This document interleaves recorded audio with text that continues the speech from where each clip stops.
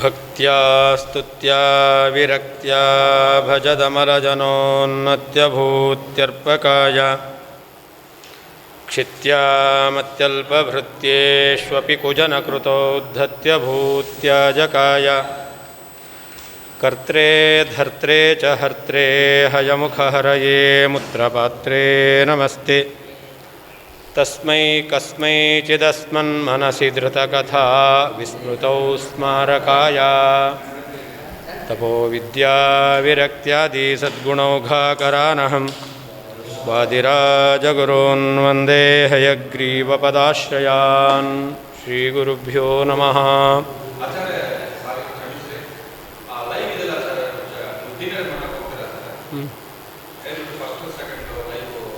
ಅದು ಇನ್ಸ್ಟ್ರೂಮೆಂಟ್ ಬಂದರೆ ಅವರು ಇರಲಿಲ್ಲ, ನಿನ್ನೆನೇ ಇರ್ತಿತ್ತು.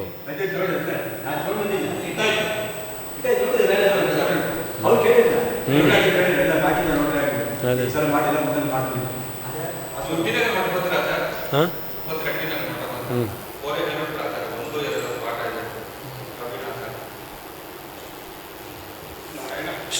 ಶ್ರುತ್ಯಾಖ್ಯಾ ರಾಜಕನ್ಯಾಯತೆ ಸರ್ವಸ್ಮೃತಿಸಖೀವಶಾ ಅತಸ್ತದುಕ್ತಮಾರ್ಗೇಣ ಸಾವ್ರಜೇನ್ನತ್ವದುಕ್ತಿತಃ. ಶ್ರುತಿ ಇದೆಯಲ್ಲ, ಅದು ರಾಜಕುಮಾರಿ ಇದ್ದ ಹಾಗೆ. ರಾಜಕುಮಾರಿ ಯಾವ ಮಾರ್ಗದಲ್ಲಿ ಹೋಗ್ತಾಳೆ? ರಾಜಕುಮಾರಿಗೆ ಅನೇಕ ಜನ ಸೇವಕಿಯರು ಇರ್ತಾರೆ. ಸೇವಕಿಯರು ಹೇಳಿದಂತಹ ಮಾರ್ಗದಲ್ಲಿ ರಾಜಕುಮಾರಿ ಹೋಗ್ತಾಳೆ. ಸ್ಮೃತಿ ವಾಕ್ಯಗಳಿದೆಯಲ್ಲ, ಪುರಾಣ ವಾಕ್ಯಗಳು, ಅದೆಲ್ಲ ಸಖಿ ದಾಸಿಯರಿದ್ದ ಹಾಗೆ, ಸೇವಕಿಯರಿದ್ದ ಹಾಗೆ. ವೇದ ಇದೆಯಲ್ಲ, ಅದು ರಾಜಕನ್ಯೆ. ಹಾಗಾದರೆ ವೇದ ಶ್ರುತಿ ಎಂಬತಕ್ಕಂತಹ ರಾಜಕನ್ಯೆ ಯಾವ ಮಾರ್ಗದಲ್ಲಿ ಹೋಗಬೇಕು ಅಂತಂದರೆ ಸೇವಕಿಯರು ತೋರಿಸಿದ ಮಾರ್ಗದಲ್ಲಿ ಹೋಗಬೇಕು. ಸೇವಕಿಯರು ಅಂದರೆ ಯಾರು? ಪುರಾಣ ವಾಕ್ಯ. ಪುರಾಣ ವಾಕ್ಯ ಏನು ಹೇಳ್ತಾ ಇದೆ? ನಿರ್ಗುಣ ಬ್ರಹ್ಮ ಇಲ್ಲವೇ ಇಲ್ಲ, ಸಗುಣ ಬ್ರಹ್ಮನನ್ನೇ ಪುರಾಣ ವಾಕ್ಯಗಳೆಲ್ಲ ಪ್ರತಿಪಾದನೆ ಮಾಡ್ತಾ ಇದೆ. ಹಾಗಾದರೆ ಆ ಸ್ಮೃತಿ ವಾಕ್ಯ ಎಂಬತಕ್ಕಂತಹ ಸೇವಕಿಯರು ತೋರಿಸಿರುವ ಮಾರ್ಗ ಯಾವುದು? ಗುಣಪರಿಪೂರ್ಣನಾದವನು ವಿಷ್ಣು, ವೇದ ಪ್ರತಿಪಾದ್ಯ ಅಂತ. ಹಾಗಾದರೆ ಶ್ರುತಿ ಎಲ್ಲೋಬೇಕು? ಆ ಮಾರ್ಗದಲ್ಲೇ ಹೋಗಬೇಕು. ಗುಣಪೂರ್ಣನಾದವನ್ನೇ ಪ್ರತಿಪಾದನೆ ಮಾಡಬೇಕಷ್ಟೇ ಹೊರತು ನೀನು ಹೇಳಿದ ದಾರಿಯಲ್ಲಿ ಹೋಗಲ್ಲ ಅಂತಾರೆ. ಸ್ಮೃತಿ ಎಂಬತಕ್ಕಂಥ ರಾಜಕುಮಾರಿ ಸೇವಕಿಯರು ತೋರಿಸಿದಂತಹ ದಾರಿಯಲ್ಲಿ ಹೋಗ್ತಾಳಷ್ಟೇ ಹೊರತು ಉಳಿದವರು ತೋರಿಸಿದ ದಾರಿಯಲ್ಲಿ ಹೋಗಲ್ಲ. ಆದ್ದರಿಂದ ಪರಮಾತ್ಮ ಅವನು ವೇದ ಪ್ರತಿಪಾದ್ಯ, ಸಗುಣ ಗುಣಪೂರ್ಣನಾದ ಪರಮಾತ್ಮನೇ ವೇದ ಪ್ರತಿಪಾದ್ಯ ಅಂತ ಸ್ಮೃತಿ ವಾಕ್ಯ ಹೇಳ್ತಾ ಇದೆ. ನೀನು ನಿರ್ಗುಣ ವೇದ ಪ್ರತಿಪಾದ್ಯ ಅಂತ ಹೇಳ್ತಾ ಇದೀಯಾ. ನೀನು ಹೇಳಿದ ರೀತಿಯಲ್ಲಿ ಶ್ರುತಿಕನ್ಯೆ ಹೋಗೋದಿಲ್ಲ. ಅರ್ಥಾತ್ ವೇದಕ್ಕೆ ನಿರ್ಗುಣ ಪ್ರತಿಪಾದಕತ್ವ ಇದೆ ಅಂತ ಹೇಳಲಿಕ್ಕೆ ಬರೋದಿಲ್ಲ. ಯತ್ ಯಾವ ಕಾರಣದಿಂದ ಸರ್ವ ಎಲ್ಲ ಶ್ರುತ್ಯಾಖ್ಯ ರಾಜಕನ್ಯಾ, ಶ್ರುತಿ ಎಂಬತಕ್ಕಂಥ ಹೆಸರುಳ್ಳಂತಹ ರಾಜಕುಮಾರಿಯು ಸ್ಮೃತಿ ಸಖಿವಶ, ಸ್ಮೃತಿವಾಕ್ಯ ಎಂಬತಕ್ಕಂತಹ ಸಖಿಯರ ಅಧೀನಳಾಗಿದ್ದಾಳೆ. ಅತಃ ಆದ್ದರಿಂದ ಸಾ ಆ ಶ್ರುತಿ ಎಂಬತಕ್ಕಂತಹ ಕನ್ಯೆಯು ತದುಕ್ತ ಮಾರ್ಗೇಣ, ಸ್ಮೃತಿವಾಕ್ಯ ಎಂಬತಕ್ಕಂತಹ ಸೇವಕಿಯರು ಹೇಳಿರುವಂತಹ ದಾರಿಯಿಂದಲೇ ವ್ರಜೇತ್ ಹೋಗುತ್ತಾಳೆ. ತ್ವದುಕ್ತಿತಃ ನೀನು ಹೇಳಿರ್ತಕ್ಕಂತಹ ದಾರಿಯಲ್ಲಿ ನ ವ್ರಜೇತ್ ಹೋಗುವುದಿಲ್ಲ. ಅದರಿಂದ ವೇದಗಳಿಗೆ ನಿರ್ಗುಣ ಬ್ರಹ್ಮ ಪ್ರತಿಪಾದಕತ್ವ ನೀ ಹೇಳಿದ್ರೆ ಅದನ್ನು ಒಪ್ಲಿಕ್ಕೆ ಬರೋದಿಲ್ಲ. ಪುರಾಣಗಳು ಹೇಳ್ತಕ್ಕಂತಹ ಯಾವ ಪರಿಪೂರ್ಣನಾದ ಪರಮಾತ್ಮನನ್ನು ವೇದಗಳು ಹೇಳ್ತಾ ಇದೆ ಅಂತ ಸ್ಮೃತಿ ವಾಕ್ಯ ಹೇಳ್ತಾ ಇದೆ, ಅದನ್ನೇ ಒಪ್ಪಬೇಕು.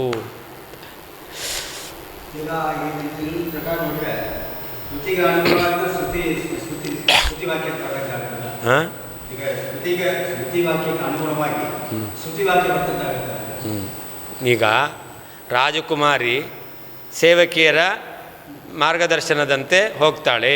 ರಾಜಕುಮಾರಿಯು ಸಖಿಯರ ಅಧೀನ ಅಂತರ್ಥನ ಕೆಲಸಕ್ಕೆ ಇಟ್ಕೊಂಡಿರೋದವಳು, ಹೌದಲ್ವೋ?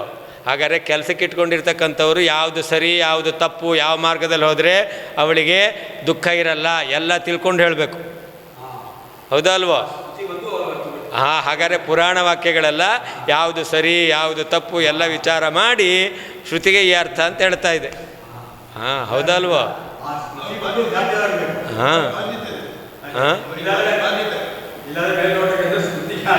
ಹಾಗಲ್ಲ.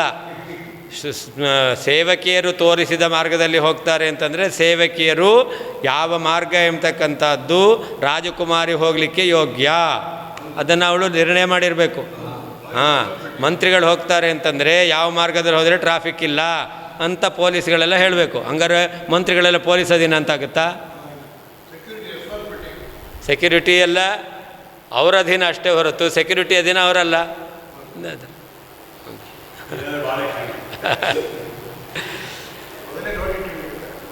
ಯತ್ ಯಾವ ಕಾರಣದಿಂದ ಸರ್ವ ಎಲ್ಲ ಶ್ರುತ್ಯಾಖ್ಯ ರಾಜಕನ್ಯಾ ಶ್ರುತಿ ಎಂಬುದಾಗಿ ಇರತಕ್ಕಂತಹ ರಾಜಕುಮಾರಿಯು ಸ್ಮೃತಿ ಸಖೀವಶ ಸ್ಮೃತಿವಾಕ್ಯ ಎಂಬತಕ್ಕಂಥ ಸೇವಕಿಯರ ಅಧೀನಳಾಗಿದ್ದಾಳೋ ಅವರು ಹೇಳದಂತೆ ನಡೀತಾಳೋ ಅತಃ ಆದ್ದರಿಂದ ಸಾ ಆ ಶ್ರುತಿ ಎಂಬತಕ್ಕಂತಹ ರಾಜಕುಮಾರಿಯು ತದುಕ್ತ ಮಾರ್ಗೇಣ ಸ್ಮೃತಿವಾಕ್ಯಗಳು ಎಂಬತಕ್ಕಂತಹ ಸೇವಕಿಯರು ಹೇಳಿರುವಂತಹ ಮಾರ್ಗದಲ್ಲಿ ವ್ರಜೇತ್ ಹೋಗ್ತಾಳೆ.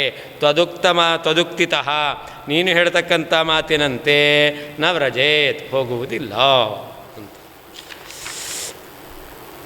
ಇತಿಹಾಸ ಪುರಾಣಾಭ್ಯಾಂ ವೇದಂ ಸಮುಪಬ್ರಹ್ಮೇತ್ ಇತ್ಯುಕ್ತ್ಯ ಯತ್ ಯಸ್ಮಾತ್ ಕಾರಣಾತ್ ಸ್ಮೃತಿ ಸಖಿ ವಶ ಇತಿ ಸಂಬಂಧ.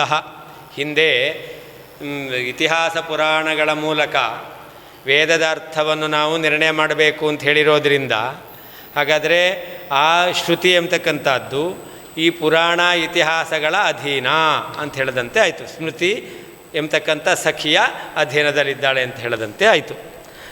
ಸ್ಮೃತಿ ಸಖಿವಶ ಇತಿ ಸಂಬಂಧ. ಅತಃ ಸಖಿವಶತ್ವಾತ್ ತದುಕ್ತ ಮಾರ್ಗೇಣ ಸ್ಮೃತ್ಯುಕ್ತ ಮಾರ್ಗೇಣ ಸ್ಮೃತ್ಯಾ ತವ ಅಯಮರ್ಥಃ ಇತ್ಯುಕ್ತ ಮಾರ್ಗೇಣ. ವೇದವಾಕ್ಯಗಳು ಪುರಾಣ ವಾಕ್ಯ ಎಂಬತಕ್ಕಂತಹ ಸೇವಕಿಯರ ಅಧೀನ. ಸೇವಕಿಯರು ಹೇಳಿರುವಂತಹ ಮಾರ್ಗದಲ್ಲಿ ಸ್ಮೃತಿ ಹೇಳಿದಂಥ ಮಾರ್ಗದಲ್ಲಿ ಸ್ಮೃತಿ ಹೇಳ್ತಕ್ಕಂಥದ್ದೇನು? ಸ್ಮೃತಿ ಹೇಳ್ತಾ ಇದೆ ತವ ಅಯಂ ಅರ್ಥ ವೇದಕ್ಕೆ ಈ ಅರ್ಥ ಎಂಬುದಾಗಿ ಶ್ರುತಿ ಹೇಳ್ತಾ ಇದೆ, ಸ್ಮೃತಿ ಹೇಳ್ತಾ ಇದೆ. ಅದಕ್ಕನುಗುಣವಾಗಿ ವೇದಕ್ಕೆ ಅರ್ಥ ಮಾಡಬೇಕು. ಸಗುಣ ಅವನೇ ವೇದ ಪ್ರತಿಪಾದ್ಯ, ನಿರ್ಗುಣ ವೇದ ಪ್ರತಿಪಾದ್ಯನಲ್ಲ ಎಂಬುದಾಗಿ ಸ್ಮೃತಿ ವಾಕ್ಯ ಹೇಳ್ತಾ ಇದೆ. ಅದನ್ನೇ ನಾವು ವೇದಕ್ಕೆ ಹೇಳಬೇಕು.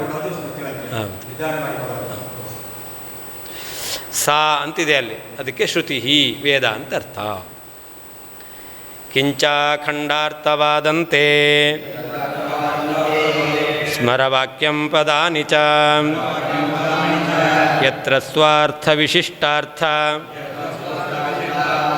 ಪರಂ ನೈವ ಹಿ ಕಿಂಚನ.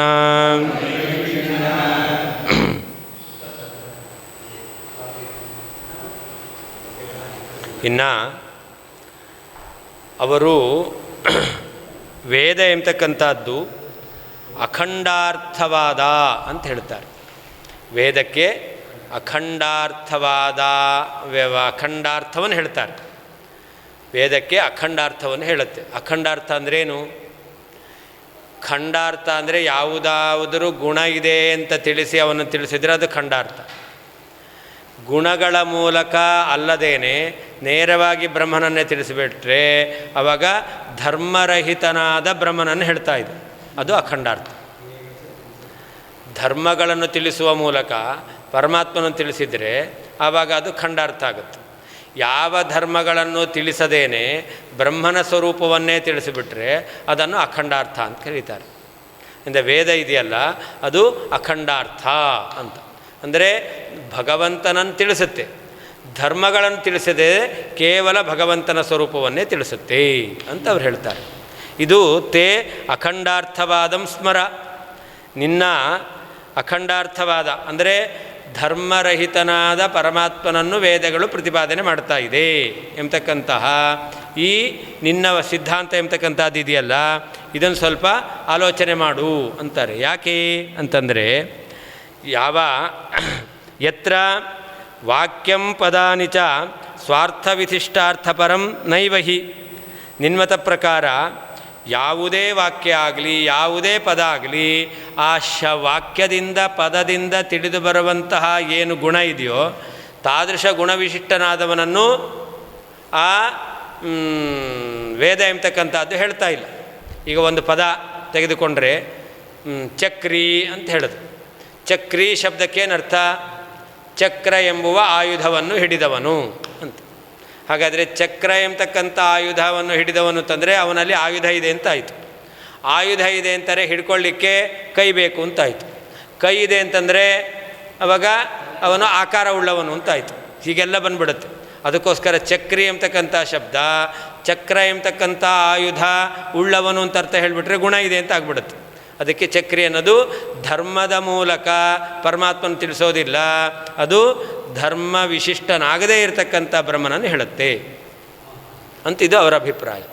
ಹಾಂ, ಈಗ ಸತ್ಯಂ ಅಂತ ಶಬ್ದ ಇದೆ. ಸತ್ಯಂ ಜ್ಞಾನಂ ಅನಂತಂ ಬ್ರಹ್ಮ ಅಂತ.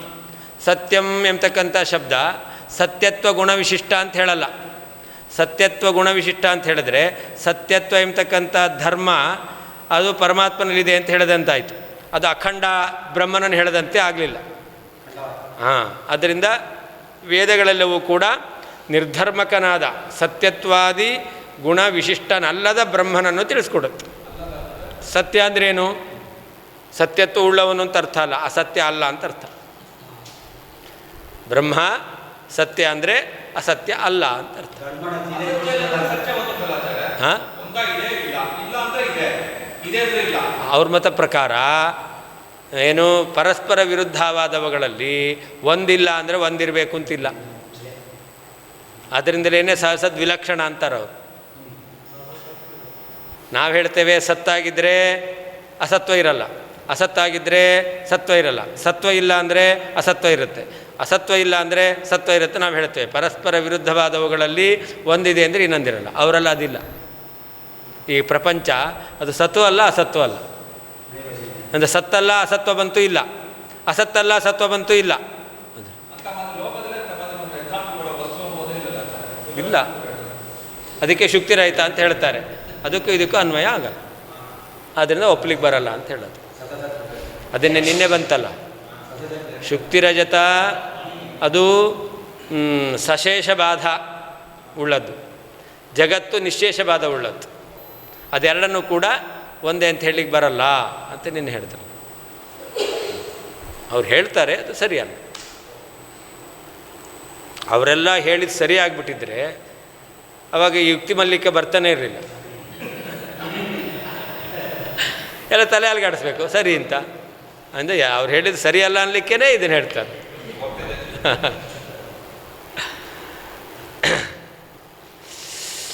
ಕಿಂಚ ಅಲ್ಲದೆ ತೇ ನಿನ್ನ ಅಖಂಡಾರ್ಥವಾದಂ ಧರ್ಮರಹಿತನಾಗಿರ್ತಕ್ಕಂತಹ ಪರಮಾತ್ಮನನ್ನು ಬ್ರಹ್ಮನನ್ನು ವೇದಗಳು ಪ್ರತಿಪಾದನೆ ಮಾಡ್ತಾ ಇದ್ದಾವೆ ಎಂಬತಕ್ಕಂತಹ ವಾದವನ್ನು ಸ್ಮರ, ನೆನಪಿಗೆ ತಂದುಕೋ. ಯತ್ರ ಯಾವ ನಿನ್ನ ವಾದದಲ್ಲಿ ಕಿಂಚನ ಯಾವುದೇ ವಾಕ್ಯವಾಗಲಿ ಪದಾನಿಚ ಪದಗಳಾಗಲಿ ಸ್ವಾರ್ಥ ವಿಶಿಷ್ಟಾರ್ಥಪರಂ ಶಬ್ದದಿಂದ ತಿಳಿದು ಬರುವಂಥ ಅರ್ಥವಿಶಿಷ್ಟವಾಗಿರ್ತಕ್ಕಂಥದ್ದನ್ನು ಪ್ರತಿಪಾದನೆ ಮಾಡ್ತಾ ಇದೆ ಎಂಬತಕ್ಕಂಥದ್ದು ನೈವ ಇಲ್ಲವೇ ಇಲ್ಲ. ಕಿಂಚ ಅಲ್ಲದೆ ತೇ ನಿನ್ನ ಅಖಂಡಾರ್ಥವಾದಂ ಧರ್ಮರಹಿತವಾದ ಬ್ರಹ್ಮನನ್ನೇ ವೇದಗಳು ಪ್ರತಿಪಾದನೆ ಮಾಡ್ತಾ ಇದ್ದಾವೆ ಎಂಬತಕ್ಕಂತಹ ಮತವನ್ನು ಸ್ಮರ, ಸ್ಮರಣೆಗೆ ತಂದುಕೋ. ಯತ್ರ ಈ ಯಾವ ಅಖಂಡಾರ್ಥವಾದದಲ್ಲಿ ಕಿಂಚನ ಯಾವುದೇ ವಾಕ್ಯವಾಗಲಿ ಪದಾನಿಚ ಪದಗಳಾಗಲಿ ಸ್ವಾರ್ಥ ವಿಶಿಷ್ಟಾರ್ಥಪರಂ ಆ ಶಬ್ದದಿಂದ ತಿಳಿದು ಬರುವಂಥ ಅರ್ಥವಿಶಿಷ್ಟವಾದದ್ದು ಎಂಬುದಾಗಿ ನೈವ ಇಲ್ಲವೇ ಇಲ್ಲ. ಶಬ್ದದಿಂದ ತಿಳಿದು ಬರುವ ಅರ್ಥ ಘಟ ಎಂಬತಕ್ಕಂಥ ಶಬ್ದ, ಅದರಿಂದ ತಿಳಿದು ಬರುವ ಅರ್ಥ ಅಂತಂದರೆ ಘಟರೂಪವಾದ ವಸ್ತು, ಅದು ಸ್ವಾರ್ಥ. ಘಟಪದದ ಅರ್ಥ ಘಟ ಎಂಬತಕ್ಕಂಥದ್ದು ಅಲ್ಲ ಅಲ್ಲ. ಶಬ್ದ ವಾಕ್ಯ ಮತ್ತು ಪದ ಅಂತ ಹೇಳಿದ್ದಾರೆ, ಅವುಗಳ ಸ್ವಾರ್ಥ, ವಾಕ್ಯದ ಅರ್ಥ ಮತ್ತು ಪದದ ಅರ್ಥ ಅಂತ.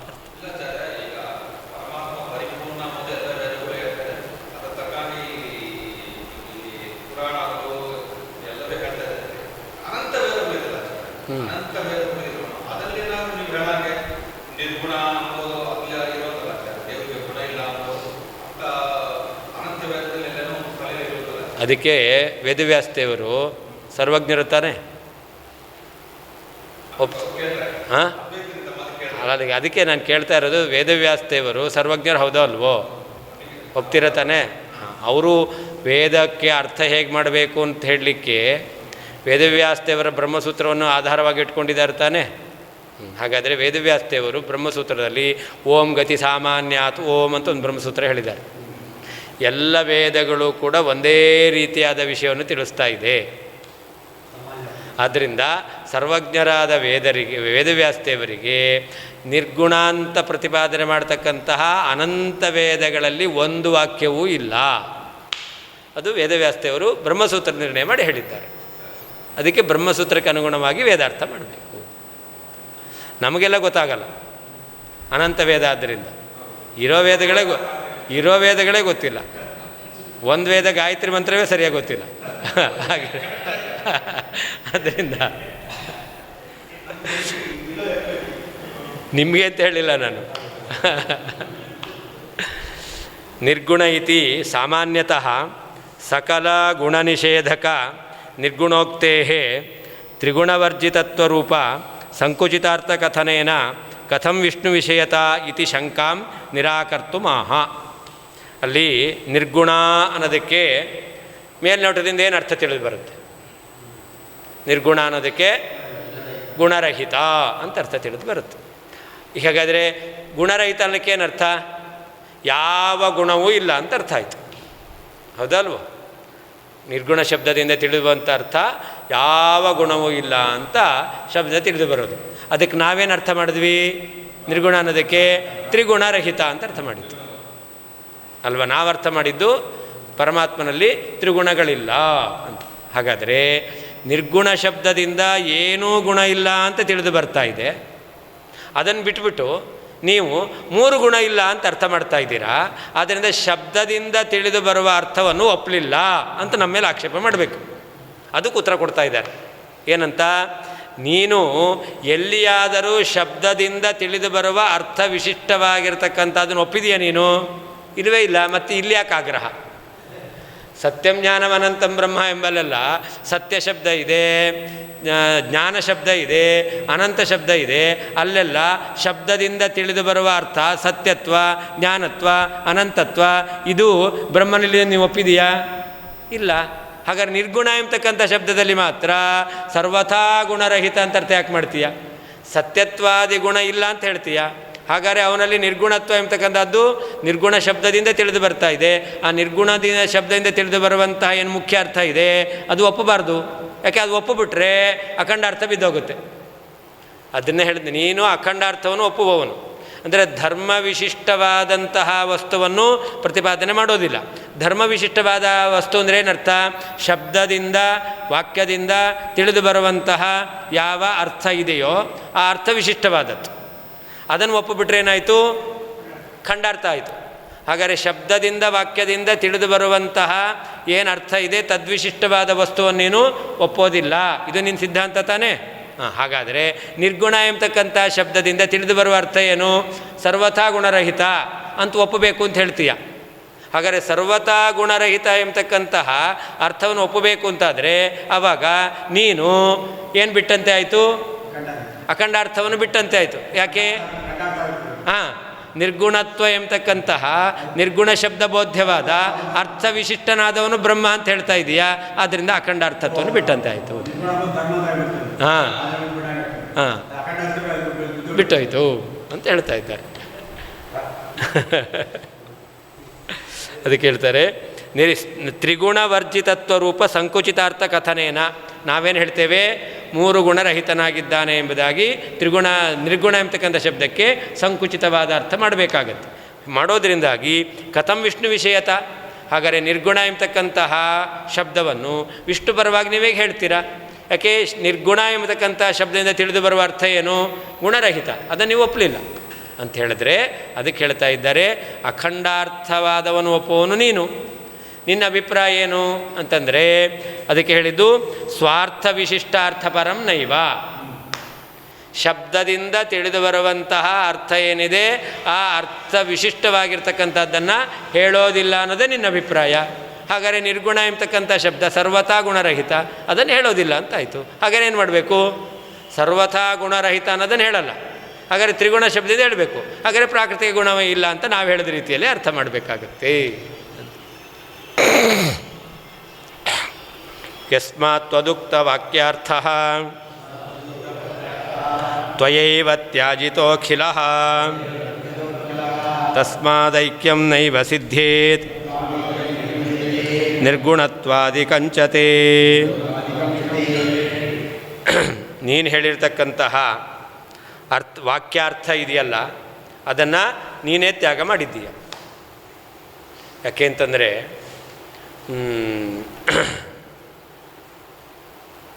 ತತ್ವಮಸಿ ಎಂಬತಕ್ಕಂತಹ ವಾಕ್ಯ ಇದೆ. ತತ್ವಮಸಿ ಎಂಬತಕ್ಕಂತಹ ವಾಕ್ಯ ಏನು ಹೇಳುತ್ತೆ? ಬ್ರಹ್ಮ ಪ್ರತಿಪಾದಕ ಅಂತ ಹೇಳಬೇಕಲ್ಲ.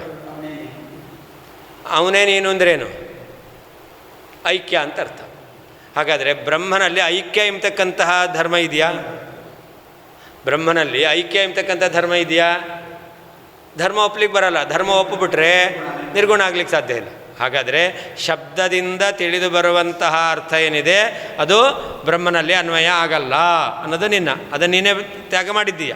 ಅದರಿಂದ ತ್ವದುಕ್ತ ವಾಕ್ಯಾರ್ಥ, ನಿನ್ನಿಂದ ಹೇಳಲ್ಪಡ್ತಕ್ಕಂಥ ವಾಕ್ಯಾರ್ಥ ಅದು ನೀನೇ ತ್ಯಾಗ ಮಾಡಿದ್ದೀಯ. ಆದ್ದರಿಂದಾಗಿ ನಿನ್ನ ಐಕ್ಯ ಎಂಬತಕ್ಕಂಥದ್ದು ಅಥವಾ ನಿರ್ಗುಣತ್ವ ಎಂಬತಕ್ಕಂಥದ್ದು ಇದೆಯಲ್ಲ, ತಸ್ಮಾದ್ ಐಕ್ಯಂ ನಿರ್ಗುಣತ್ವಾದಿಕಂ ನೈವ ಸಿದ್ಧೇತ್, ಅದು ಸಿದ್ಧ ಆಗಲಿಕ್ಕೆ ಸಾಧ್ಯವೇ ಇಲ್ಲ ಅಂತ ನೀನು ಹೇಳಿದ ಅರ್ಥವನ್ನು ನೀನೇ ತ್ಯಾಗ ಮಾಡಿದ್ದೀಯ. ಆದ್ದರಿಂದಾಗಿ ಐಕ್ಯವಾಗಲಿ ಅಥವಾ ಬ್ರಹ್ಮನಲ್ಲಿ ನಿರ್ಗುಣತ್ವ ಆಗಲಿ ಒಪ್ಪಲಿಕ್ಕೆ ಬರೋದಿಲ್ಲ. ಹಾಂ, ಬ್ರಹ್ಮ ಐಕ್ಯವನ್ನು ಯಾಕೆ ಹೇಳ್ತಾರೆ ಅಂತಂದರೆ,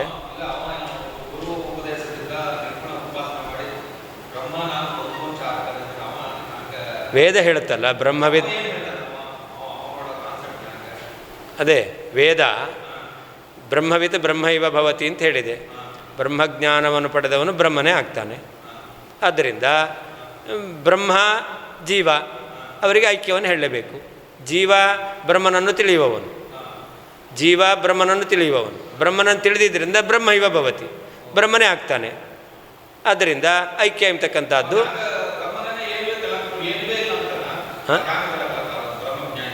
ಅಹಂ ಬ್ರಹ್ಮಾಸ್ಮಿ ಅಂತ ತಿಳ್ಕೊಬೇಕು, ನಾನೇ ಬ್ರಹ್ಮ ಅಂತ ತಿಳ್ಕೊಳ್ಬೇಕು.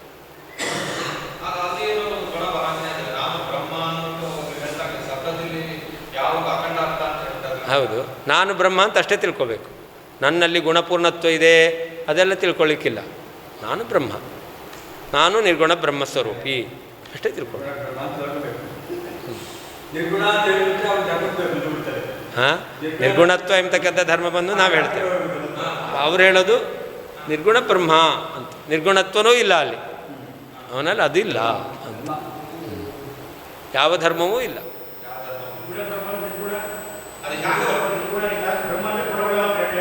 ಅದು ಹೆಣ್ಣೆ ಹೇಳಿದ್ರಲ್ಲ, ನಿರ್ಗುಣ ಬ್ರಹ್ಮ ಅನ್ನೋದಕ್ಕೆ ಗುಣರಹಿತ, ಬ್ರಹ್ಮ ಅಂದರೆ ಗುಣಪೂರ್ಣ, ವಿರೋಧ ಬಂತು ಅಂತ ಹೇಳಿ ಆಯ್ತಲ್ಲ. ಹಾಂ,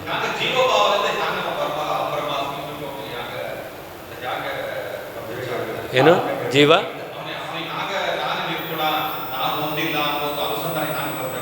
ಹೇಗೆ ಬರುತ್ತೆ ಅಂತನಾ?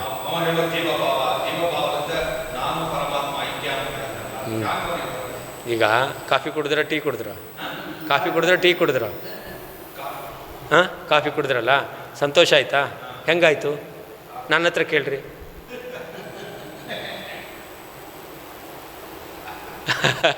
ಅದು ಅವರು ಹೇಳ್ತಕ್ಕಂಥ ಅನುಭವದಿಂದ ಬರ್ತಕ್ಕಂಥದ್ದು ಅಂತ ಹೇಳ್ತಾರೆ. ಕಾಫಿ ಕುಡಿದ್ರೆ ಸಂತೋಷ ಆಯಿತು ಅಂತ ಹೇಳಿದ್ರಲ್ಲ, ಹೆಂಗಾಯ್ತು ಹೇಳ್ರಿ? ಹಾಂ, ಅನುಭವ ಇದೆ ಅಲ್ವಾ? ಕಾಫಿ ಚೆನ್ನಾಗಿತ್ತು ಅಂತ ಹೇಳ್ತೀರ, ಹೆಂಗೆ ಚೆನ್ನಾಗಿತ್ತು ಹೇಳ್ರಿ? ಅನುಭವದಿಂದ ಮಾತ್ರ ಬರೋದದು, ಹೌದಲ್ವ? ಹಾಗೆ ಅಹಂ ಬ್ರಹ್ಮಾಸ್ಮಿ ಅಂತ ಅನುಭವದಿಂದ ತಿಳ್ಕೊಳ್ಳಿಕ್ಕಾಗುತ್ತೆ. ಹೇಗೆ ಹೇಳ್ತಾನೆ ಅಂತ ಹೇಳಿಕ್ಕೆ ಬರಲ್ಲ. ಅದಕ್ಕೆ ಅನುಭವದಿಂದ, ಯಾವುದು ಅನುಭವದಿಂದ ತಿಳಿದಿರುತ್ತೋ ಅದನ್ನು ನಾವು ಶಬ್ದದಿಂದ ಹೇಳಲಿಕ್ಕಾಗಲ್ಲ. ಶಬ್ದಕ್ಕೆ ಒಂದು ಮಿತಿ ಇದೆ, ಇಷ್ಟೇ ಹೇಳ್ಬೋದು ಅಂತ. ಎಲ್ಲವನ್ನೂ ಶಬ್ದದಿಂದ ಹೇಳಲಿಕ್ಕಾಗೋದು. ಹೌದು, ಬೇರೆ ಬೇರೆ ಶಬ್ದದಿಂದ ಹೇಳೋದು. ಅದನ್ನೇ ಸಿಹಿ ಅನ್ನೋದನ್ನೇ ಅದನ್ನು ಹೇಳ್ತಕ್ಕಂಥ ಬೇರೆ ಬೇರೆ ಶಬ್ದಗಳಿದೆ. ಹಾಂ, ಹಾಗೆ ಅಹಂ ಬ್ರಹ್ಮಾಸ್ಮಿ, ನಾನು ಬ್ರಹ್ಮನಾಗಿದೆ ಅಂತ ಅದೇ ಶಬ್ದ. ನಾನು ಬ್ರಹ್ಮನಾಗಿದ್ದೇನೆ ಅಂತ ಹೇಳ್ತಕ್ಕಂಥದ್ದೇ ಬ್ರಹ್ಮಜೀವರ ಐಕ್ಯವನ್ನು ಹೇಳುತ್ತೆ. ಅಹಂ ಬ್ರಹ್ಮಾಸ್ಮಿ ಅಂತಲೇ ವಾಕ್ಯ ಇದೆಯಲ್ಲ, ಸ ಆತ್ಮಾನಮವೈತ್ ಅಹಂ ಬ್ರಹ್ಮಾಸ್ಮೀತಿ ಇದೆಯಲ್ಲ, ಅದೇ ಪ್ರಮಾಣ. ಕಾಫಿ ಚೆನ್ನಾಗಿತ್ತು ಅಂತ ಹೇಳಿದ್ರಿ, ನಾನು ಹೇಳೋದು ಕೇಳ್ರಿ. ಚೆನ್ನಾಗಿತ್ತು ಅಂತ ಒಪ್ಪೋದು ಹೆಂಗೆ? ಚೆನ್ನಾಗಿತ್ತು ಅಂತ ಒಪ್ಪೋದು ಹೇಗೆ? ನೀವು ಹೇಳಿದ್ರಿ ಅಂತ ಅಲ್ವಾ? ಚೆನ್ನಾಗಿತ್ತು ಅಂತ ಹೇಳಿದ್ರಿ ಅಂತ ಒಪ್ಪಬೇಕು. ಹಾಗೆ ಅಹಂ ಬ್ರಹ್ಮಾಸ್ಮಿ ಅಂತ ಶ್ರುತಿ ಹೇಳಿದೆ, ಒಪ್ಪಬೇಕು.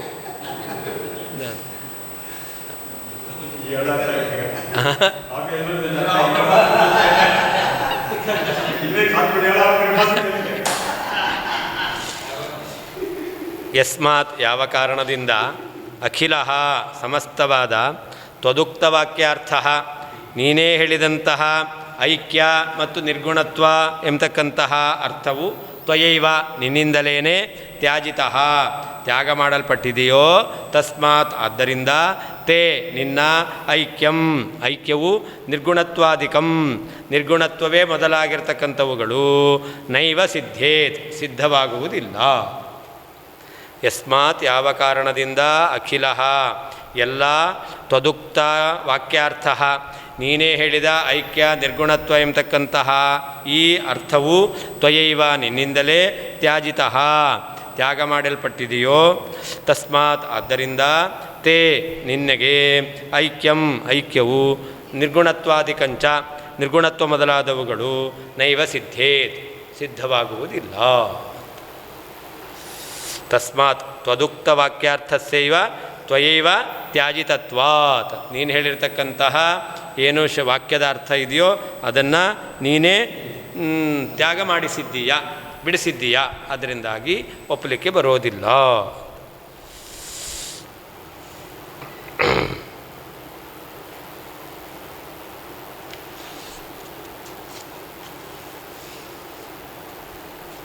ಇತ್ತಂ ಘ್ಯನಶನೇನೈವ ಶ್ರುತಿಸ್ತ್ವಂತು ಜಿಘಾಂಸಸಿ ಸತ್ಯಂ ಕದಶನೇನಾಪಿ ನಿತ್ಯಾಸಾ ವಾಗ್ಜಿಜೀವಿಷೇತ್. ಹೀಗೆ ನೀವು ಅಖಂಡಾರ್ಥವಾದವನ್ನು ಹೇಳ್ತೀರಾ ಅಂತಂದರೆ ಆವಾಗ ವೇದಕ್ಕೆ ಅರ್ಥವೇ ಇಲ್ಲ ಅಂತ ಆಗ್ಬಿಡುತ್ತೆ.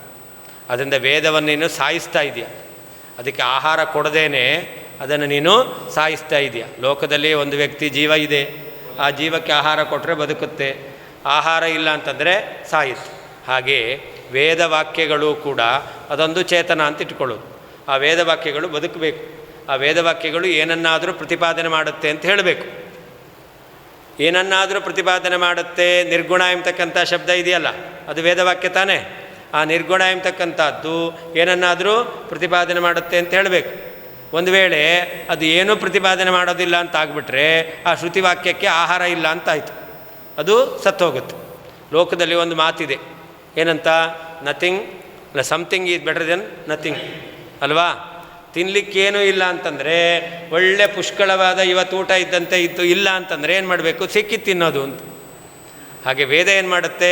ತಾನು ಬದುಕಿರಬೇಕು. ಹಾಗಾದರೆ ನಿರ್ಗುಣ ಎಂಬತಕ್ಕಂಥದ್ದನ್ನು ಪ್ರತಿಪಾದನೆ ಮಾಡಲಿಕ್ಕಾಗಲ್ಲ. ಏನು ಮಾಡುತ್ತೆ ವೇದ? ತ್ರಿಗುಣರಹಿತ ಅಂತ ಅರ್ಥ ಮಾಡುತ್ತೆ. ವೇದವಾಕ್ಯವೇ ತ್ರಿಗುಣ ಅಂತ ಅಲ್ಲ, ನಿರ್ಗುಣ ಅಂತ. ವೇದವಾಕ್ಯ ನಿರ್ಗುಣ ಅಂತ. ಇದಕ್ಕೆ ಸರ್ವಥಾ ನಿರ್ಗುಣ ಅಂತ ಅರ್ಥ ಮಾಡ್ಲಿಕ್ಕೆ ಬರುತ್ತಾ? ಇಲ್ಲ, ಮಾಡ್ಲಿಕ್ಕೆ ಬರೋದಿಲ್ಲ. ಹಾಗಾದ್ರೆ ಏನು ಮಾಡಬೇಕು? ಆ ವೇದ ಎಂಬತಕ್ಕಂಥದ್ದು ಉಳಿಬೇಕು, ಅದಕ್ಕೇನಾದರೂ ಆಹಾರ ಕೊಡಬೇಕು. ವೇದಕ್ಕೆ ವಾಕ್ಯಕ್ಕೆ ಆಹಾರ ಕೊಡೋದು ಅಂದರೆ ಏನರ್ಥ? ಅದು ಏನನ್ನಾದರೂ ಪ್ರತಿಪಾದನೆ ಮಾಡಬೇಕು. ಏನನ್ನು ಪ್ರತಿಪಾದನೆ ಮಾಡುತ್ತೆ? ನಿರ್ಗುಣ ಎಂಬತಕ್ಕಂಥದ್ದು ತ್ರಿಗುಣರಹಿತ ಎಂಬತಕ್ಕಂತಹ ಅರ್ಥವನ್ನು ಪ್ರತಿಪಾದನೆ ಮಾಡುತ್ತೆ. ಇಂದ ಲೋಕದಲ್ಲಿ ಆಹಾರವೇ ಇಲ್ಲ ಅಂತಂದರೆ ಸತ್ತೋಗುತ್ತೆ. ಅದಕ್ಕೇನು ಮಾಡಬೇಕು? ಆಹಾರ ಇಲ್ಲ ಅಂತಾದರೂ ಪರವಾಗಿಲ್ಲ, ನಾವು ಸಾಯಬಾರ್ದು ಅಂತ ಇಟ್ಕೊಂಡ್ರೆ ಅವಾಗೇನು ಮಾಡಬೇಕು? ಏನಾದರೂ ತಿನ್ನಬೇಕು. ಆಹಾರ ಇಲ್ಲ, ಸಾಯಬಾರ್ದು. ಹಾಗಾದ್ರೆ ಆಹಾರ ತಿನ್ನಬೇಕು. ಒಳ್ಳೆಯ ಆಹಾರ ಇಲ್ಲ, ಅದಕ್ಕೇನು ಮಾಡಬೇಕು? ಕದಶನೇನ. ಕೆಟ್ಟದ್ದಾದರೂ ಪರವಾಗಿಲ್ಲ, ಅದನ್ನು ರುಚಿ ಇರಲ್ಲ, ಆದರೂ ಹೊಟ್ಟೆ ತುಂಬಿಸ್ಕೊಳ್ಳೋಣ ಅಂತ ಅಂತೀವ ಇಲ್ಲೋ? ಹಾಗೆ ನಿರ್ಗುಣ ಎಂಬತಕ್ಕಂಥದ್ದಕ್ಕೆ ಮುಖ್ಯಾರ್ಥ ಹೇಳಲಿಕ್ಕೆ ಬರೋದೇ ಇಲ್ಲ. ಯಾಕೆ? ನೀನೇ ಹೇಳಿದೀಯ ಯಾಕೆ ಅಖಂಡಾರ್ಥವಾದ ಅಂತ ಹೇಳಿದೀಯ.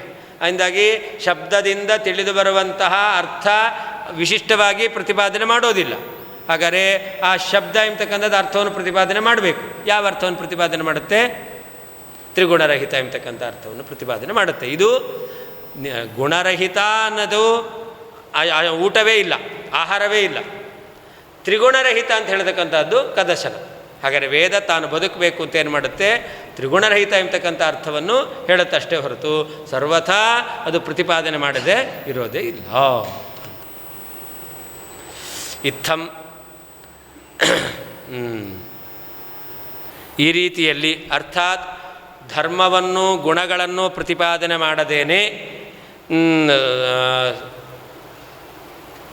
ಅರ್ಥವನ್ನು ಬೋಧನೆ ಮಾಡ್ತಕ್ಕಂಥದ್ದು ಎಂಬುದಾಗಿ ತ್ವಂ ನೀನು ಅನಶನೇನೈವ ಉಪವಾಸದಿಂದಲೇ ಅಂದರೆ ಪ್ರತಿಪಾದ್ಯವಾದ ವಿಷಯವೇ ಇಲ್ಲ ಎಂಬ ಹೇಳುವ ಮೂಲಕ ಶ್ರುತಿ ವೇದವು ಜಿಘಾಂಸಸಿ ಸಂಹಾರ ಮಾಡ್ತಾ ಇದ್ದೀಯಾ. ನಿತ್ಯವಾದಂತಹ ಸಾವಾಕ್ ಆ ವೇದವಾಕ್ಯವಾದರೂ ಕದಶನೇನಾಪಿ ಕೆಟ್ಟ ಆಹಾರದಿಂದಲಾದರೂ ತ್ರಿಗುಣರಹಿತ ಎಂಬತಕ್ಕಂತಹ ಅರ್ಥವನ್ನು ಹೇಳುವ ಮೂಲಕಲಾದರೂ ಸತ್ಯವಾಗಿ ಜಿಜೀವಿಷೇದ್ ಬದುಕಲು ಬಯಸುತ್ತದೆ.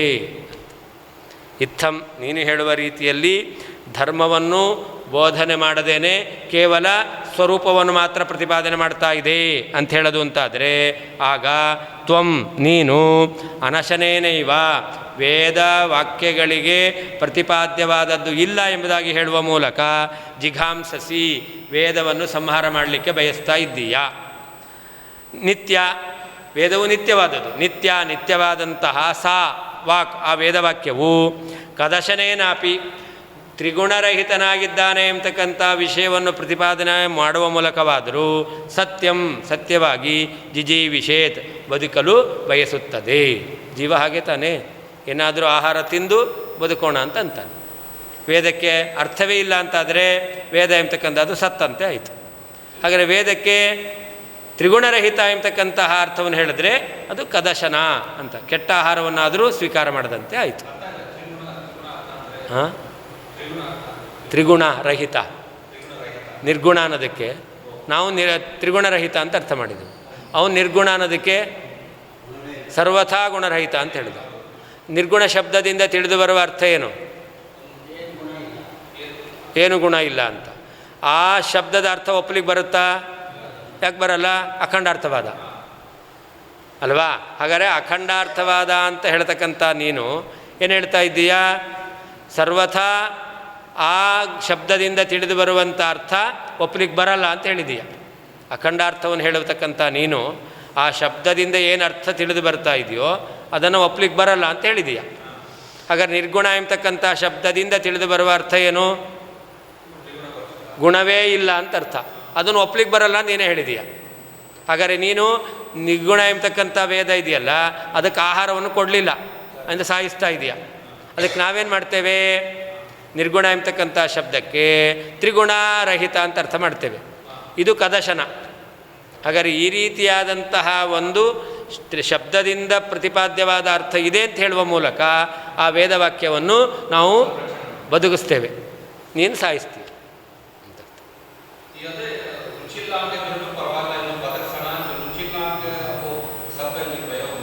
ಹೌದು, ಅದಕ್ಕೆ ಹೇಳಿದ್ದು ಜೀವ ಬದುಕಬೇಕು, ಆಹಾರ ತಿಂದು ಬದುಕ್ತಾನೆ.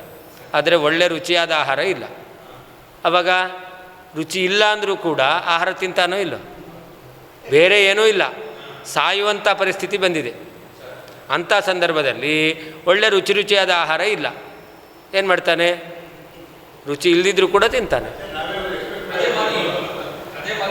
ಇಲ್ಲೂ ಕೂಡ ನಿರ್ಗುಣ ಶಬ್ದಕ್ಕೆ ಗುಣವೇ ಇಲ್ಲ ಅಂತ ಅರ್ಥ, ಅದನ್ನು ಒಪ್ಪಲಿಕ್ಕೆ ಬರಲ್ಲ.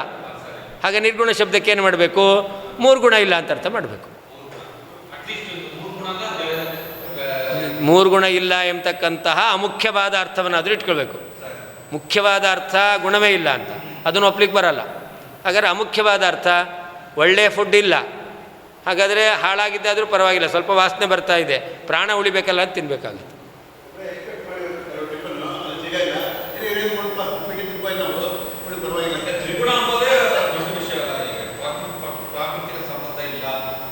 ಅದು ಅವ್ರು ಹೇಳಲ್ಲಲ್ಲ, ನಾವು ಹೇಳೋದು ಅದು. ಅದಕ್ಕೆ ನೀವು ಹೇಳುವ ಸರ್ವಥಾ ನಿರ್ಗುಣ ಒಪ್ಪಲಿಕ್ಕೆ ಬರಲ್ಲ, ನಾವು ಹೇಳುವ ತ್ರಿಗುಣ ಅನ್ನೋದನ್ನು ಒಪ್ಪಬೇಕು. ತ್ರಿಗುಣ ಎಂಬತಕ್ಕಂಥ ಶಬ್ದಕ್ಕೊಂದು ಅರ್ಥ ಇದೆ ಅಂತ ಹೇಳಬೇಕು. ನೀ ಹೇಳುವಂಥ ಅರ್ಥ ಹೇಳಬೇಕು, ನಾವು ಹೇಳುವಂಥ ಅರ್ಥ ಹೇಳಬೇಕು. ನೀನು ಹೇಳುವಂಥ ಅರ್ಥ ಹೇಳಿಬಿಟ್ರೆ ಆವಾಗ ವೇದಕ್ಕೆ ಉಪವಾಸ ಹಾಕದಂತೆ ಆಯಿತು. ನಾವು ಹೇಳುವಂಥ ಅರ್ಥವನ್ನು ಹೇಳಿದ್ರೆ ಅದು ಅಮುಖ್ಯ ಅರ್ಥ, ಆದರೂ ಆ ವೇದ ಬದುಕಲಿಕ್ಕೆ ಒಂದು ಅವಕಾಶ ಕೊಟ್ಟಂತೆ ಆಯಿತು.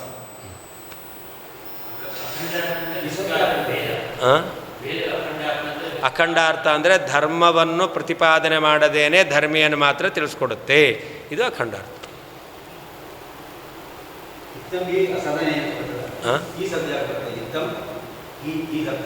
ಹಿತ್ತಂ ಹಿ ಪ್ರಸಿದ್ಧ ಲೋಕದಲ್ಲಿ ಗಾದೆ ಇದೆಯಲ್ಲ, ಏನಂತ?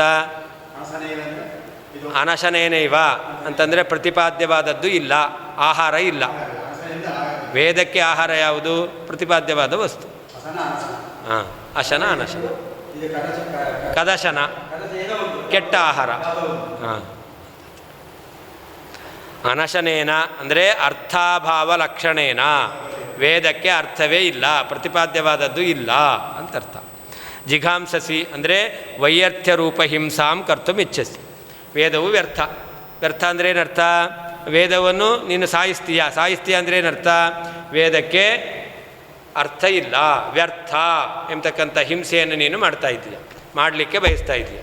ನಿರ್ಗುಣ ಶಬ್ದದಿಂದ ತಿಳಿದು ಬರುವಂತಹ ಸರ್ವಥಾ ಗುಣರಹಿತ ಎಂಬತಕ್ಕಂಥ ಅರ್ಥವನ್ನು ಹೇಳಲಿಕ್ಕೆ ಬರೋದಿಲ್ಲ ಅಂತ ಆಯಿತು.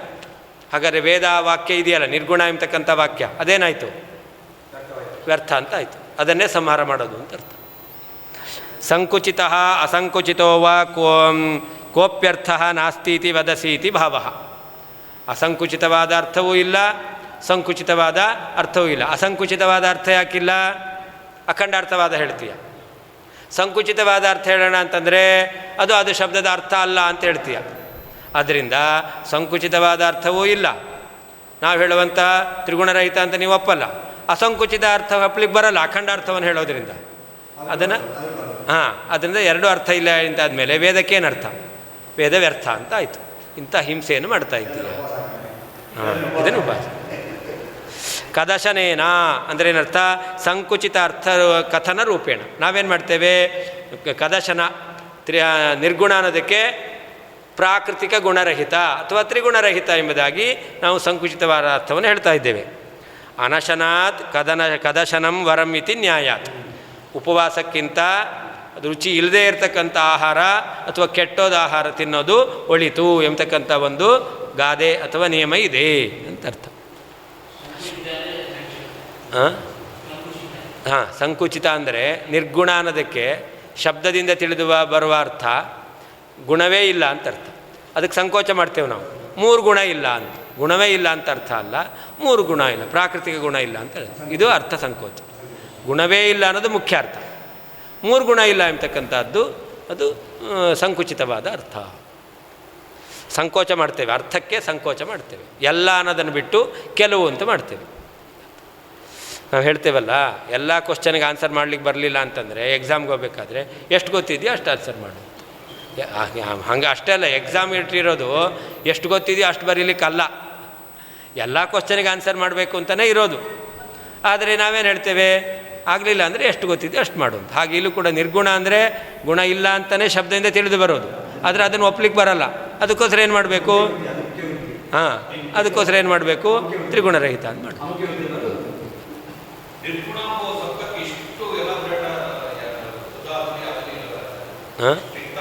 ಅದಕ್ಕೆ ನಿರ್ಗುಣ ಬ್ರಹ್ಮನನ್ನು ಒಪ್ಪಲಿಕ್ಕೆ ಬರಲ್ಲ ಅನ್ನಲಿಕ್ಕೆ ಇಷ್ಟೆಲ್ಲ ಹೇಳ್ತಾ ಇದ್ದಾರೆ. ಹೌದು, ಇದು ಗುಣ ಸೌರಭ. ಅದರಿಂದ ನಿರ್ಗುಣ ಎಂಬತಕ್ಕಂತಹ ದುರ್ವಾಸನೆಯನ್ನು ದೂರ ಮಾಡಿ ಗುಣದ ಸೌಗಂಧ್ಯವನ್ನು ಬೀರ್ತಾ ಇದ್ದಾರೆ. ನಿರ್ಗುಣ ಎಂಬತಕ್ಕಂಥ ದುರ್ಗಂಧ ಇದೆಯಲ್ಲ ಅದನ್ನು ದೂರ ಮಾಡಿ ಸೌರಭ ಒಳ್ಳೆಯ ಸುಗಂಧವನ್ನು ಹೇಳ್ತಾರೆ.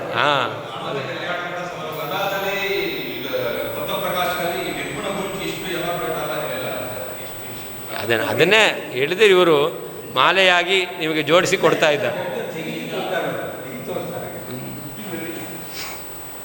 ಜಿಜೀವಿಷೇತ್ ಸ್ವವೈಯರ್ಥ್ಯ ರೂಪ ಅಪ್ರಾಮಾಣ್ಯಂ ಪರಿಹರ್ತುಂ ಇಚ್ಛೇತ್.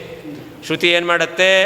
ತನ್ನಲ್ಲಿ ಬರ್ತಕ್ಕಂಥ ವೈಯರ್ಥ್ಯ, ಅದರಿಂದ ಅಪ್ರಾಮಾಣ್ಯ, ವೈಯರ್ಥ್ಯ ರೂಪವಾದ ಅಪ್ರಾಮಾಣ್ಯ, ಅದನ್ನು ಪರಿಹಾರ ಮಾಡಿಕೊಳ್ಳಿಕ್ಕೆ ಆ ವೇದ ಎಂಬತಕ್ಕಂಥದ್ದು ಬಯಸುತ್ತೆ. ಏತತ್ ಸತ್ಯಂ, ಇದು ಸತ್ಯ. ನಿತ್ಯ ಇತ್ಯನೇನ ಅಪೌರುಷೇಯತೆಯ ಅಪ್ರಾಮಾಣ್ಯಲೇಶಸ್ಯ ಅಯೋಗ್ಯತಾಂ ಸೂಚಯತಿ. ಅಲ್ಲಿ ನಿತ್ಯಾಸಾವಾಗ್ದಿಜೀವಿಷೇತ್ ಅಂತಿದೆ. ನಿತ್ಯ ಅಂತ ಶಬ್ದ ಹಾಕಿದ್ದಾರೆ. ಯಾಕೆ ಅಂತಂದರೆ ರಾಜರ ಒಂದೊಂದು ಶಬ್ದವೂ ಕೂಡ ಅದು ಅರ್ಥವತ್ತಾದದ್ದು. ನಿತ್ಯ ಅಂತ ಯಾಕೆ ಹೇಳಿದ್ರು ಅಂತಂದರೆ ವೇದಯ ಅದನ್ನು ಅಪ್ರಮಾಣ ಅಂತ ಹೇಳಿಕ್ಕೆ ಬರಲ್ಲ. ಯಾಕೆ? ಅದು ಅಪೌರುಷೇಯ. ಒಂದು ವಾಕ್ಯದಲ್ಲಿ ಅಪ್ರಾಮಾಣ್ಯ ಬರಬೇಕು ಅಂತಂದರೆ ವಾಕ್ಯವನ್ನು ಯಾರು ಸ್ವತಂತ್ರವಾಗಿ ಉಚ್ಚಾರ ಮಾಡಿದ್ದಾನೋ ಅವನಲ್ಲಿರುವ ದೋಷ ನಿಮಿತ್ತ ವಾಕ್ಯದಲ್ಲಿ ದೋಷ ಬರಬೇಕು. ವೇದವಾಕ್ಯವನ್ನು ಸ್ವತಂತ್ರವಾಗಿ ಉಚ್ಚಾರಣೆ ಮಾಡಿರ್ತಕ್ಕಂಥ ವ್ಯಕ್ತಿ ಇಲ್ಲ ಅಂತಂದಮೇಲೆ ಆ ವೇದದಲ್ಲಿ ದೋಷ ಬರಲಿಕ್ಕೆ ಸಾಧ್ಯವೇ ಇಲ್ಲ, ವೈಯರ್ಥ್ಯ ಅಪ್ರಾಮಾಣ್ಯ ಬರಲಿಕ್ಕೆ ಸಾಧ್ಯವೇ ಇಲ್ಲ ಅನ್ನೋದನ್ನು ತಿಳಿಸ್ಲಿಕ್ಕೋಸ್ಕರ ನಿತ್ಯ ಅಂತ ಶಬ್ದವನ್ನು ಹಾಕಿದ್ದಾರೆ ಅಂತ. ನಿತ್ಯ ಇತ್ಯನೇನ ಅಪೌರುಷೇಯತೆಯ ಅಪ್ರಾಮಾಣ್ಯ ಲೇಶಸ್ಯ, ಅಪ್ರಾಮಾಣ್ಯದ ಚೂರು ಅಂಶಕ್ಕೂ ಕೂಡ ಯೋಗ್ಯತೆ ಅಂತಕ್ಕಂಥದ್ದು ಇಲ್ಲ ಅನ್ನೋದನ್ನು ತಿಳಿಸ್ತಾ ಇದ್ದಾರೆ ಅಂತ. ಸರ್ವಥಾರ್ಥ ಪರಿತ್ಯಾಗಾತ್ ಸಂಕೋಚಂ ಕೋ ನ ಮಾನಯೇತ್ ಅತೋ ನಿರ್ಗುಣವಾಗ್ವೌರೇ ಹರಿಂ ತ್ರಿಗುಣವರ್ಜಿತಂ. ಅದರಿಂದ ಒಟ್ಟೇನು ಹೇಳ್ತಾರೆ ಅಂತಂದರೆ ನಿರ್ಗುಣ ಶಬ್ದಕ್ಕೆ ಅರ್ಥವೇ ಇಲ್ಲ ಅಂತ ಆಗಬೇಕು ಅಂತಾದರೆ ಅವಾಗೇನು ಮಾಡ್ತಾರೆ? ಸಂಕುಚಿತವಾದ ಅರ್ಥವನ್ನಾದರೂ ಸ್ವೀಕಾರ ಮಾಡಿಯೇ ಮಾಡ್ತಾರೆ. ಆದ್ದರಿಂದ ಈ ನಿರ್ಗುಣವಾಕ್ ವೇದದಲ್ಲಿ ಇರತಕ್ಕಂಥ ನಿರ್ಗುಣ ಎಂಬತಕ್ಕಂಥ ಶಬ್ದ ಇದೆಯಲ್ಲ, ಅದಕ್ಕೆ ಅರ್ಥವೇ ಇಲ್ಲ ಅಂತ ಆಗಿಬಿಡುತ್ತೆ. ಅದಕ್ಕೆ ಅದೇನು ಮಾಡುತ್ತೆ? ಅರ್ಥವೇ ಇಲ್ಲ ಅಂತ ಆಗಬಾರ್ದು. ಅರ್ಥವೇ ಇಲ್ಲ ಅಂದರೆ ವ್ಯರ್ಥ ಅಂತ ಆಗಿಬಿಡುತ್ತೆ. ಅದಕ್ಕೋಸ್ಕರ ಸಂಕುಚಿತವಾದ ಅರ್ಥವನ್ನಾದರೂ ಕೂಡ ಅದು ಆ ವೇದಕ್ಕೆ ಹೇಳಲೇಬೇಕು. ಅದರಿಂದ ಈ ನಿರ್ಗುಣ ವಾಕ್ ಎಂಬತಕ್ಕಂಥ ಸ್ತ್ರೀ ಇದೆಯಲ್ಲ, ವಾಕ್ ಅನ್ನೋದು ಸ್ತ್ರೀಲಿಂಗ, ಅದು ಒಬ್ಬ ಗಂಡನನ್ನು ಬಯಸುತ್ತೆ. ಒಳ್ಳೆ ಹುಡುಗ ಸಿಕ್ಕಿದ್ರೆ ಮದುವೆ ಮಾಡ್ಕೋಬೋದು, ಇಲ್ಲ ಸಿಕ್ಕಲಿಲ್ಲ ಅಂತಂದರೆ ಸಿಕ್ಕವನೇ ಸರಿ ಅಂತ ಅವಾಗ ಮದುವೆ ಆಗಲೇ ಇಲ್ಲ ಅಂತಂದರೆ ಅವಾಗ ಏನು ಮಾಡಬೇಕು? ಇದರಲ್ಲಿ ಯಾರು ಬೆಟರ್ ಅವನನ್ನೇ ಅಂತ ಹೇಳ್ಕೋಬೇಕು. ಹಾಗೆ ಇಲ್ಲೂ ಕೂಡ ನಿರ್ಗುಣ ವಾಕ್ ಎಂಬತಕ್ಕಂಥ ಸ್ತ್ರೀ ಇದೆಯಲ್ಲ, ಅದು ತ್ರಿಗುಣವರ್ಜಿತಂ ಹರಿಂ ಅವರೇ, ತ್ರಿಗುಣ ದೋಷರಹಿತನಾಗಿರ್ತಕ್ಕಂತಹ ಒಳ್ಳೆಯ ಹುಡುಗನನ್ನೇ ಅವಳು ವರಿಸಿದ್ದಾಳೆ, ಯಾವುದೋ ಹುಡುಗ ಅಂತಲ್ಲ, ತ್ರಿಗುಣರಹಿತ. ಅದರಿಂದ ಅವನಲ್ಲಿ ಸತ್ವರಜಸ್ತಮೋ ಗುಣರಹಿತನಾಗಿರ್ತಕ್ಕಂಥ ಹರಿ, ಅವನನ್ನು ಆ ಶ್ರುತಿವಾಕ್ ನಿರ್ಗುಣ ಎಂಬತಕ್ಕಂಥ ವಾಕ್ಯ ಅದು ಬಯಸಿದೆ, ಅದನ್ನು ವಿವಾಹ ಮಾಡಿಕೊಳ್ತಾ ಇದೆ. ಅಂದರೆ ನಿರ್ಗುಣ ಎಂಬತಕ್ಕಂಥ ಶಬ್ದಕ್ಕೆ ಪರಮಾತ್ಮನಲ್ಲಿ ಪ್ರಾಕೃತಿಕ ಗುಣ ಇಲ್ಲ ಅಂತ ಅರ್ಥನೇ ಮಾಡೋದು ಯೋಗ್ಯ. ಸಂಕುಚಿತವಾದರೂ ಪರವಾಗಿಲ್ಲ, ಅದೇ ಅರ್ಥವನ್ನು ಮಾಡಬೇಕು, ಅದು ಶ್ರೇಷ್ಠವೂ ಆಗುತ್ತೆ. ಸರ್ವಥ ಎಲ್ಲ ರೀತಿಯಿಂದಲೂ ಅರ್ಥಪರಿತ್ಯಾಗಾತ್ ಅರ್ಥವನ್ನು ಬಿಡುವುದಕ್ಕಿಂತ ಸಂಕೋಚಂ ಸಂಕುಚಿತವಾಗಿರ್ತಕ್ಕಂಥ ಅರ್ಥವನ್ನು ಕಹ ಯಾರು ನ ಮಾನಯೇತ್ ಗೌರವಿಸುವುದಿಲ್ಲ, ಸ್ವೀಕಾರ ಮಾಡುವುದಿಲ್ಲ, ಸ್ವೀಕಾರವನ್ನು ಮಾಡೇ ಮಾಡ್ತಾನೆ. ಅದರಿಂದ ಆದ್ದರಿಂದ ನಿರ್ಗುಣವಾಕ್ ನಿರ್ಗುಣ ಎಂಬತಕ್ಕಂತಹ ಶ್ರುತಿಯು ತ್ರಿಗುಣವರ್ಜಿತಂ ಸತ್ವರಜಸ್ತಮೋ ಗುಣರಹಿತನಾಗಿರ್ತಕ್ಕಂತಹ ಹರಿಂ ಪರಮಾತ್ಮನನ್ನು ವೌರೇ ಸ್ವೀಕಾರ ಮಾಡಿದ್ದಾಳೆ. ಅರ್ಥಾತ್ ನಿರ್ಗುಣ ಎಂಬತಕ್ಕಂಥ ವಾಕ್ಯಕ್ಕೆ ತ್ರಿಗುಣರಹಿತ ಎಂಬತಕ್ಕಂಥ ಅರ್ಥ ಸಿದ್ಧವಾಗುತ್ತೆ. ಸರ್ವಥಾ ಎಲ್ಲ ರೀತಿಯಿಂದಲೂ ಅರ್ಥಪರಿತ್ಯಾಗಾತ್ ಅರ್ಥವನ್ನು ಬಿಡುವುದಕ್ಕಿಂತಲೂ ಸಂಕೋಚಂ ಸಂಕುಚಿತವಾದ ಅರ್ಥವನ್ನು ಕಹ ಯಾರು ನ ಮಾನಯೇತ್ ಸ್ವೀಕಾರ ಮಾಡುವುದಿಲ್ಲ, ಮಾಡಿಯೇ ಮಾಡ್ತಾನೆ.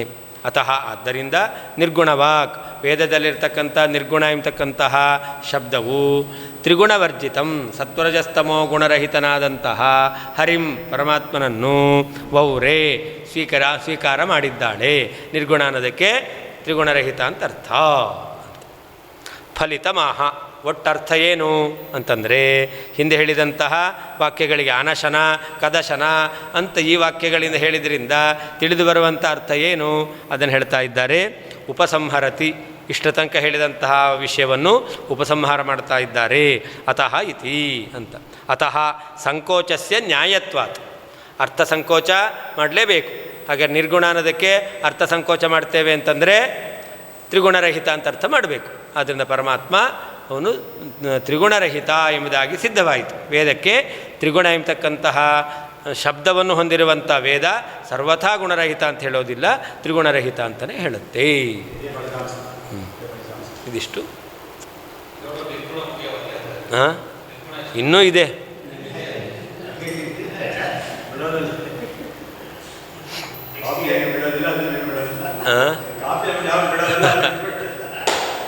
ಶ್ರೀಕೃಷ್ಣಾರ್ಪಣವಸ್ತು. ಎಸ್. ಹಾಂ, ನೆಕ್ಸ್ಟ್ ಇಯರ್ ಪ್ರಾರಂಭದಲ್ಲಿ.